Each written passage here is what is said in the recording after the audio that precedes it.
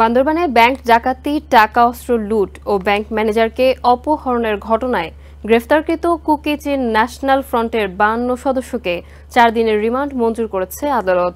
এদিকে আত্মসমর্পণ করলে কুকি চিন সদস্যদের পুনর্বাসন করা হবে বলে ঘোষণা দিয়েছেন র্যাব মহাপরিচালক এম খুরশিদ আলম। বান্দরবানের রুমা ও থানচিতে ব্যাংকে সন্ত্রাসী হামলা, ব্যাংক ম্যানেজারকে অপহরণ এবং অস্ত্র ও টাকা লুটের 2টি মামলায় কেএনএফের সঙ্গে সংশ্লিষ্টতার অভিযোগে গ্রেপ্তার 57 জনকে বৃহস্পতিবার বান্দরবান চিফ জুডিশিয়াল ম্যাজিস্ট্রেট আদালতে হাজির করা হয়।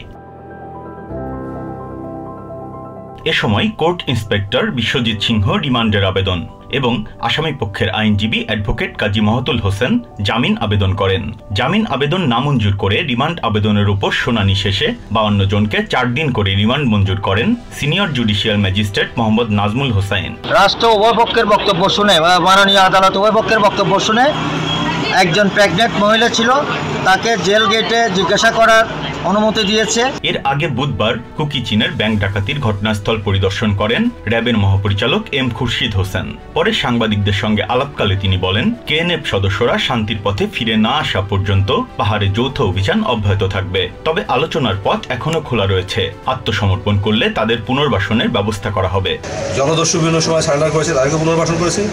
আমরা চাই এরা যারা বিপথে গিয়েছে এই সশস্ত্র পথ ছেড়ে দিয়ে তারা যদি মনে করে যে না আমরা এটা করেছি এটা ঠিক হয়নি।